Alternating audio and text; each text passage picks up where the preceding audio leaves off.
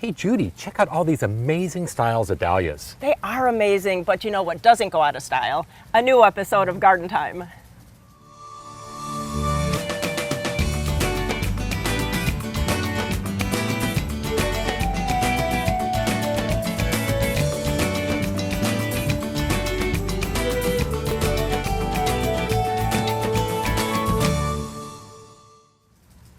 Welcome to Garden Time. And as you can see, we're out at Swan Island Dahlias, and the dahlias are looking amazing. And later in the show, I'll be talking with Heather, and we'll give you tips about how your dahlias can look just like these. Also coming up in the show today, we'll show you how to pick the perfect peach. We'll also be showing you how to can tomatoes. But coming up first, summer color.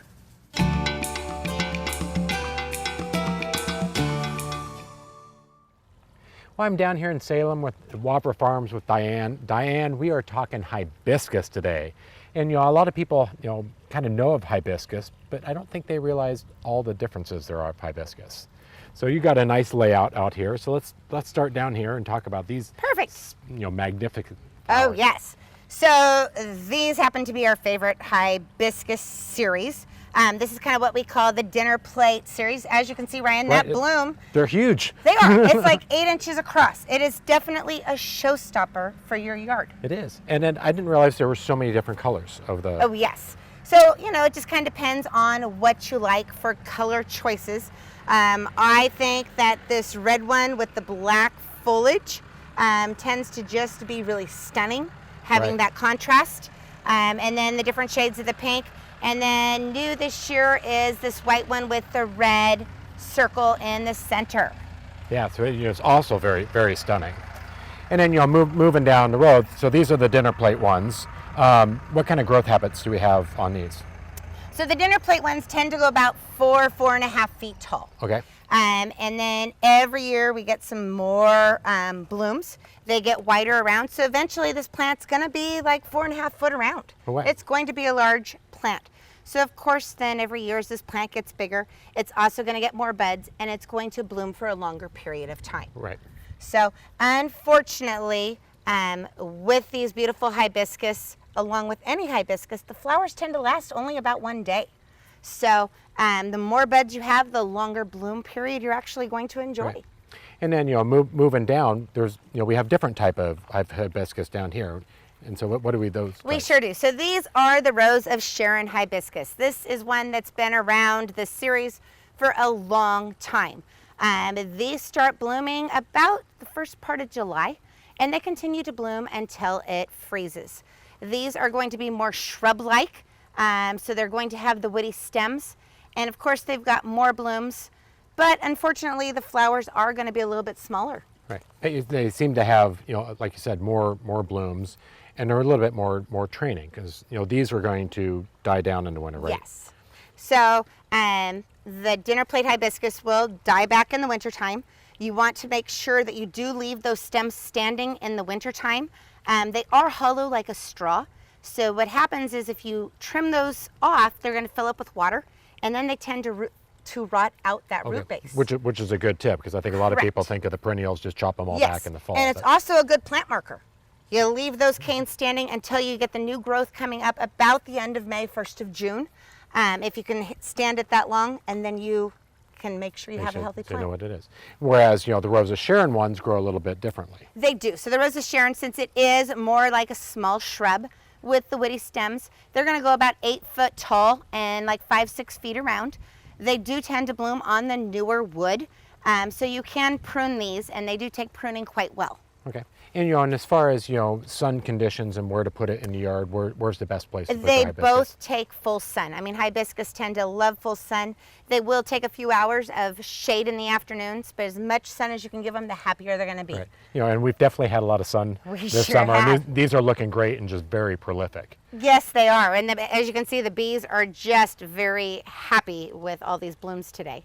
Yeah, so the hibiscus provide you just a ton of color for the summer and late summer into the fall. So make sure you come down and see Diane down here at Whopper Farms and check out this great selection of hibiscus and choose the right one for you or pick them both. They're both spectacular blooms for the garden. They sure are. Diane, it's been great to be down here and to hear all about the hibiscus. So wonderful. Thank you so much.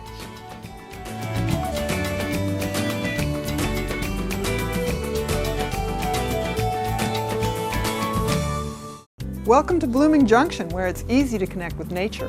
At Blooming Junction, you'll find beautiful, healthy plants, good, fresh food, and a place to regain peace and calm in your life. We have an unsurpassed collection of unique and distinctive plants and the expertise to help any gardener be successful. And we feature Blooming Advantage plants. Come check out Blooming Junction for an inspiring experience in the garden or in the kitchen. Blooming Junction, offering quality plants for beautiful gardens. Ryan, you need to brush up your look.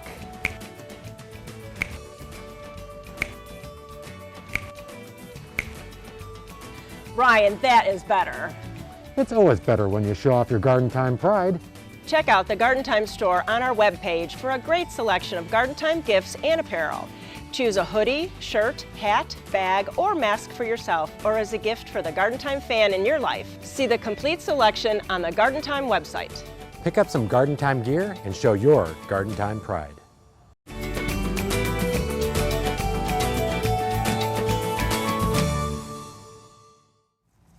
It's Dahlia time, and I'm at the best place. I'm at Swan Alley and Dahlias with Heather. And Heather, this has been a kind of funky year, just so much heat, but the dahlias look great.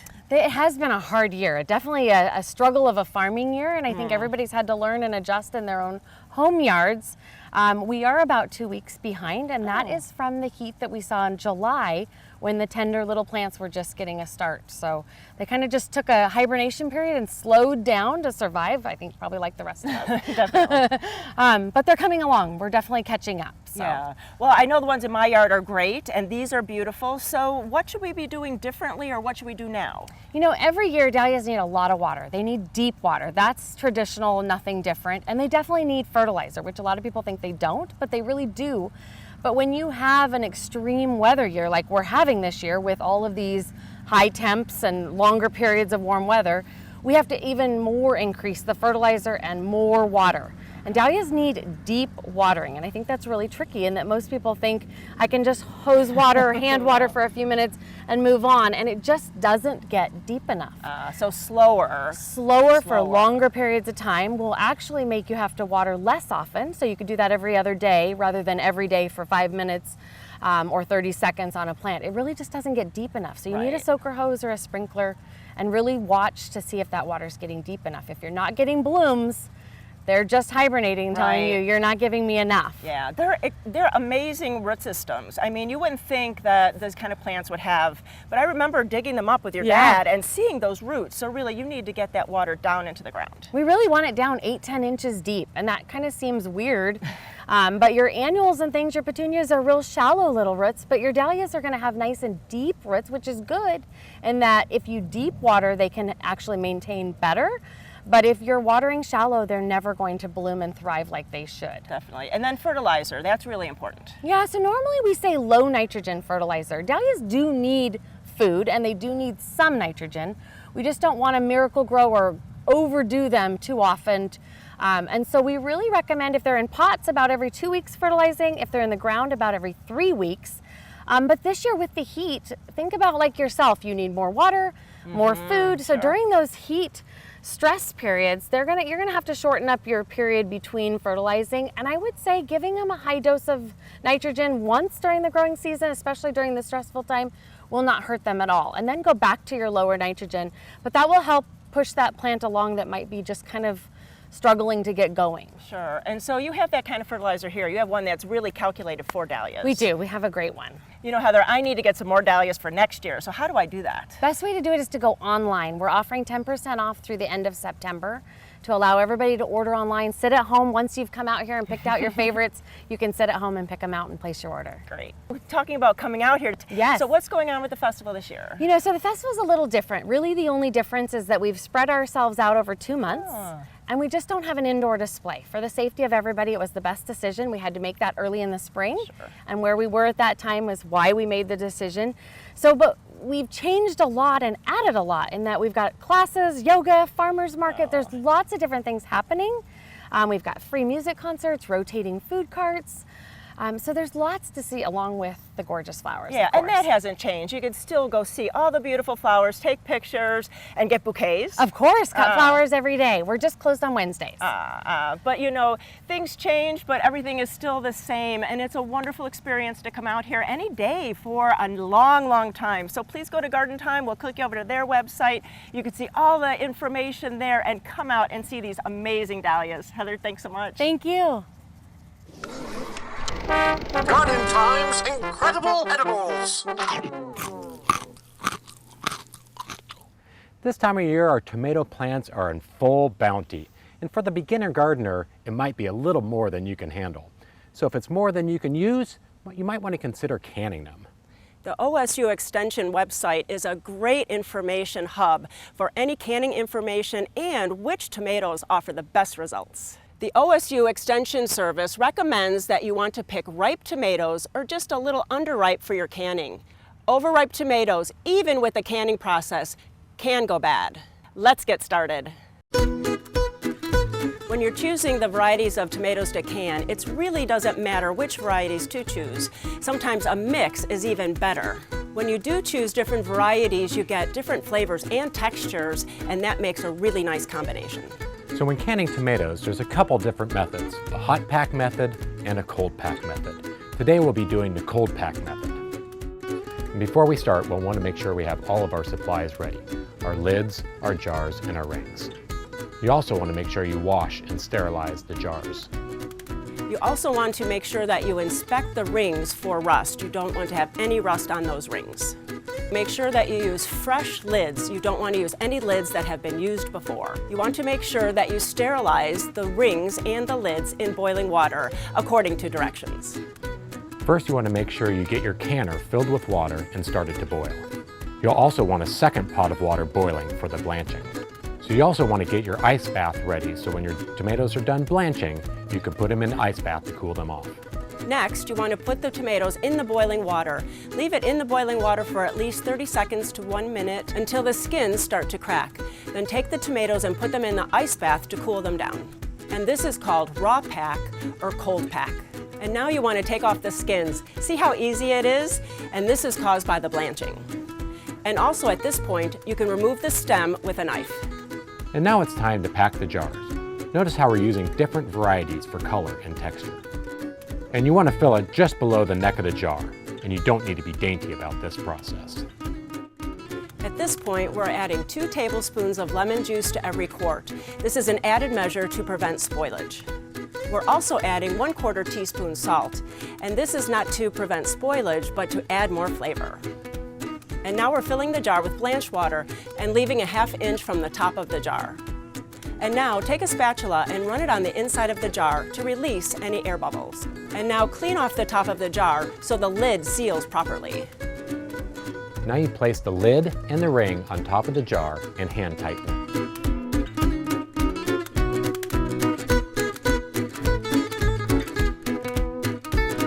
Next, we're going to put the jars in the canner. We want to make sure that we do them on opposite sides to prevent tipping. When the canner is full, lower the jars into the boiling water, leaving 1 inch of water above the top of the jar. The boiling water isn't just for sealing the jars, but is also to help cook the tomatoes. Next, put the lid on and set your timer for 45 minutes. After 45 minutes, remove the jars from the water and let them cool. You'll actually hear a pop and you'll know that the lids have sealed. After canning, make sure you remove the metal ring from the top to prevent rusting. This means you can use it again next time. And also, use a Sharpie to put the date on the top of the jar. The tomatoes will last at least 1 year. For more information about canning, go to OSU's Food Preservation website, or you can go to gardentime.tv.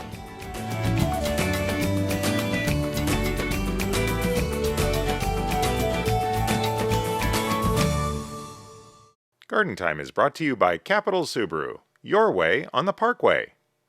Welcome to your all-new Capital Subaru. Let me show you around. Our showroom is bigger and brighter than ever before. Same great Subarus, same great people.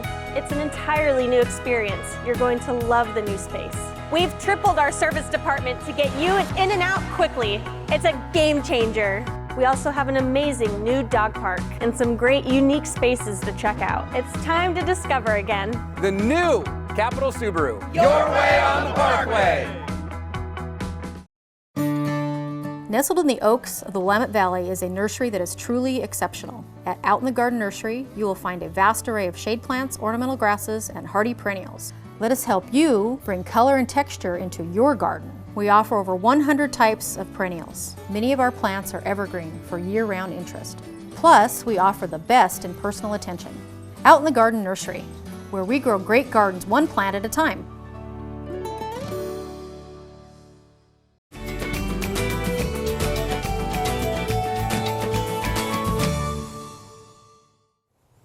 I'm at Sebright Gardens today with Kirk, and Kirk, you always have a theme with your selection here, so what's the theme of this one? Well, these plants here, they really enjoy the summer heat we've been having. And enjoy is the operative word. We may Survive. We're surviving, but these ones are actually enjoying them. So, yeah. And you know, you're all really known for hostas, and I know a lot of people's hostas have taken a hit, so what do you suggest we should be doing with them? Absolutely. Well, some varieties, they produce new leaves. Especially the warmer weather. We've had, like this one here is a frozen margarita. It's produced lots of new leaves. I kept one here that had some of the leaves from this spring, some that got burned in that record heat. So you can just take them off, and just perfect. clean it up, and you're good to it looks go. great. Yeah, I love this frozen margarita. It has nice fragrant flowers, kind of a bit like hibiscus. Oh, beautiful. Yeah. That And the is so foliage nice. just looks great. You know, it likes the heat. It really performs well. Nice. Yeah. And you have some smaller ones too, Yeah, absolutely, because we don't all have huge gardens like your garden, so maybe something for containers. We have peanut down here, and hands up is a little one, and then moonstruck. That's looking great for putting this on weather, new leaves yeah. for new leaves as well. This is one we introduced. It's Emerald City Chick. Long story behind the name, but anyway, it produces leaves like crazy. This one was originally covered with slug holes this spring, and you don't see it. Like, these are all new leaves that have come on with this warm weather. You can just take off whichever ones you don't want and make the clump look better, and yeah. Good to go. Yeah, or the older ones, they actually just went brown and fell off, so. Yeah. We don't think about that. You know, you think about, oh, you just have to live with it. So thank you for telling us that. Absolutely, yeah. And then another one of your big collections here are ferns, and these are two beautiful ones. Yeah, I just thought I'd show a couple of maidenhair ferns. This is Marissa's. It's a hybrid. It's hybrid with one of those down in the southeast U.S., and I think it's our hybrid with I don't remember the hybrid anyway, sorry. That's okay. But this one here is a diminutive version of our native one. Beautiful. The five-finger maidenhair. This one's called imbricatum, but it's more of a petite one. Very petite. And they're doing great right now with this heat. They're just growing like gangbusters. And keep them moist, right? Mm-hmm. Keep them moist, yeah, absolutely. And not only do you have hostas and ferns, but you have all other kind of ornamentals. So please tell us about this little allium here. Yeah, so this is great for the sun. It's a member of the onion family, and it was voted 3 years ago, I believe it was, a perennial of the year. Yes, yeah, absolutely. Mm-hmm. And it's just now looking great from the summer heat we've had. And I noticed yesterday, over in the shopping area, it was covered with butterflies and honeybees. Oh, honeybee, even yeah, better. I love bumblebees too, that's why I said it. But anyway, yeah, the honeybees are all covered. I'm like, wow, like surprisingly like onion flowers. Yeah, but that's anyway, funny. Yeah. They're hungry. So, absolutely. And then 2 rows of Sharons of double flowers, which are a little unusual. Yeah, this is the Syriacus hibiscus, which they keep their stems and everything. The leaves fall off in the winter, but they've been blooming all summer, and they really the hibiscus really like the heat. The flowers, it just keeps producing more flowers with this heat. This one here is it hasn't started flowering yet. It should be here soon into September, but I like the colors of the leaves. You know, they've been in this color since spring, and it's just a nice texture and look. Add to your garden. Yeah, and these get the big flowers, absolutely, correct? Yeah. The hardy hibiscus are gorgeous. Yeah, exactly, yes. And then I think it's been the summer of crepe myrtles, because yes. they are just glorious. I've never seen them bloom so early here in our area, beautiful. and they've been doing a great show this summer. They love the heat, and I love the bark on them, the flowers. They like the more heat, the better. Yeah, They definitely. just really put on a show for us. And they seem to be a bit drought tolerant. Oh, nice. Just make sure they're established. Exactly, yeah, you don't want to put them into drought conditions right when you plant them. No, not at all. Yeah. And you have a lot of these things here. I see lots of heucheras, Yeah, heucherellas. heucherellas, yeah, they're doing great. This warm weather is just bringing on lots of new growth, new leaves. Beautiful. You don't even see the ones from the spring. They've dried up and moved away, and all these new ones are coming on. Nice, So, nice. yeah. But really workhorses. And you know, I know you have so many different flowers here. People just Yeah. have to come out, but it's like something special today. What's going on? Today is the Jewel Box sale, plant sale here going on today with Cascade Nursery Trail. There's 8 nurseries here altogether, offering a plethora of plants. Nice. And available from 9 to 3 today. And come on down and bring a picnic if you like. There's plenty of places Nice. around the gardens Oh, that is great. to enjoy a picnic if you'd like. And yeah, Nice. yeah. Such a wide range of companies and nurseries and plants and plant people. It's going to be a crazy day. So please go to gardentime.tv and we'll click you over to the Cascade Nursery Trail website and you can find out how to get here and all the information on who's going to be here. Thanks so much. Have a great day. My pleasure. Thanks for coming, Judy.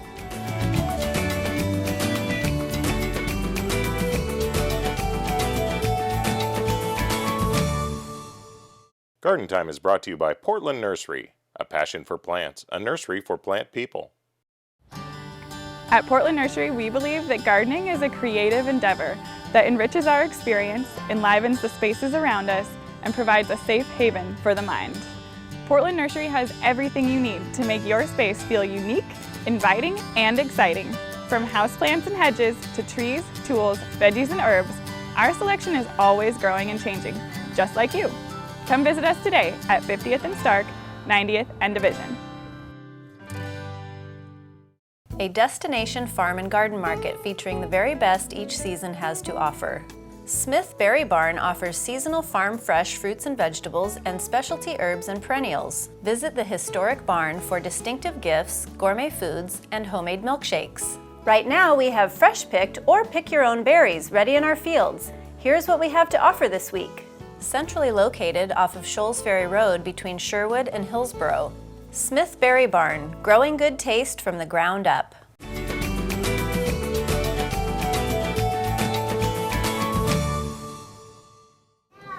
I am at Bauman's Farm with Brian Bauman, and so Brian, you have so many different kinds of produce, but today is Peach Day. Peach Day. It is peach season at the farm, and really there's like 2 main types of peaches. There are the ones that cling to the pit, they'll actually stick to it, and in the season we're in right now, we have our freestone peaches, which means they're just gonna pop right off the pit. Now, whether you're fresh eating or wanting to can them, those are the ones that everybody's asking for, and they're in season right now at the farm. And you know, so I want to just pick these up and squeeze them, but I know that's a no-no. So It's like, what do we I have do? a hard time. Like, I you know, don't come just in, my mom's freaking out in the back because you want to just grab them. And my grandfather, in fact, I think we have an old Garden Time segment from long ago. My grandfather was teaching me how to pick peaches. Even when you pick them, if you want to hold them like in the palm of your hand, if you grab a hold of them, instantly they're marked. It's like Grandpa's no-no, my mom, like, been taught from an early age, don't pitch the peaches. But here's the deal. So we asked, well, how do I know if it's right? Right? You want it to be soft. And you just roll it over in the palm of your hand. And this is the last place on the peach that gets ripe. So as long as the part right around the stem is a nice golden color, you know it is ripe and ready to go. And not only do you have fresh peaches, you have all the baked goods at the bakery. Oh my goodness, that bakery. I mean, I try really hard. I have a lot of steps, but that bakery, one of my favorites is they do this peach pound cake, which is a pound cake with fresh Bauman Farm peaches in it. It's delicious.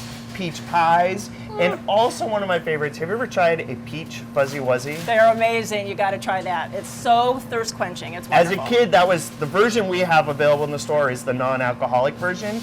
It's one of those fun drinks that you can make too, where you add a little bit of something extra on a summer night. Okay, that is wonderful. And there's all kinds of other produce also. It's like end of the summer, we're just getting ready to go back to school, and that to me is a time when peaches, but not only peaches, pears are starting to come in, apples are starting to come in, fresh corn on the cob. There's so many fresh things from the Willamette Valley right now. Wow. It's a great time to come to the farm. Definitely. And you know, there's one more thing that you guys do with peaches, and Ryan's going to be talking about that. Well, thanks, Judy. And we're now down with Christine. And Christine, you know, it is peaches, and you guys are known for your ciders. So you have some amazing peach ciders that you're working on also, right? We do. We just are launching our peach Bellini cider, which is just peaches and apples, and it's a ton of fun. We use our own peaches, and we always have the peach raspberry, which is our own raspberries, our own peaches. Right. So That's great. We're excited to have just released that, Right. and it'll be in stores next week. Oh, excellent. And aside from the peaches, you grow so much of your other, fruits that, It's true. that you're making other varieties. Yeah, too, like our strawberry mojito, it's our own strawberries, the local mint, and like our loganberry, of course, is our loganberries, and lots of others like that. Our apple ones, our single varietal apples are all estate orchard and fruit. several different varieties of the apples, so it's not true. just one. Yeah. And you guys just recently have some big accomplishments. You won some awards. We so did. Tell me about we those. won this award right here.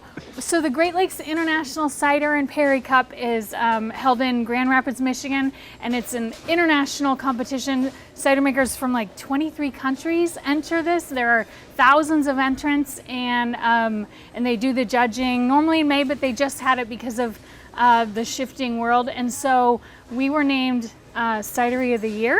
Wow. Which was pretty huge. And we also took 3 best in shows of like different categories. And so this was one of them. Our strawberry mojito took the best in its class. And so that was really exciting. Our bourbon vanilla took best in class, and Mountain Rose.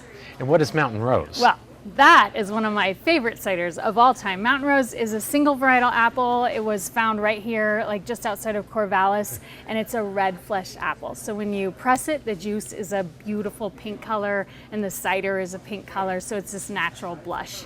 It sounds delicious. And congratulations on such amazing awards. That's really phenomenal. Thank you. And you have a new program actually coming out for your ciders, right? We do. We're just about to launch our cider club. So within the next week, we'll be up live and ready for our inaugural class of people belonging to the cider club, and we'll have events and special like club only selections of ciders, so we're very excited. Excellent. And so for people that are interested in the ciders, where can they go to get them? Well, they can always come right here to the farm, and then all over Portland and Washington, like Oregon and Washington, we're available in restaurants on draft. We're available in, Safeway, Albertsons, New Seasons, Whole Foods, all the grocery stores. You can go, bottle shops.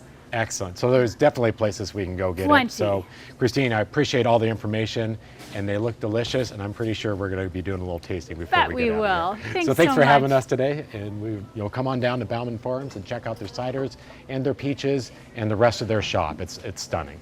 Thank you.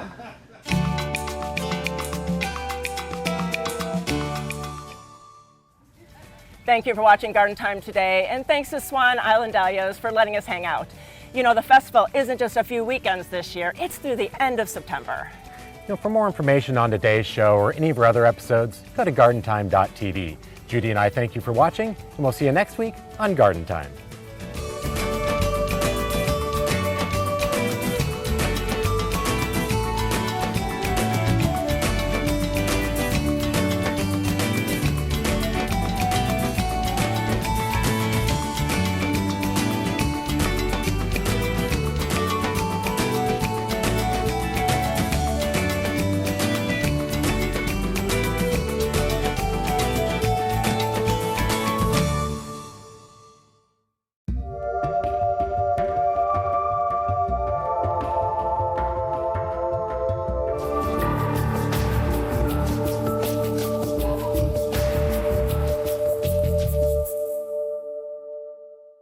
The proceeding was a paid program of the Guston Creative Group and its sponsors.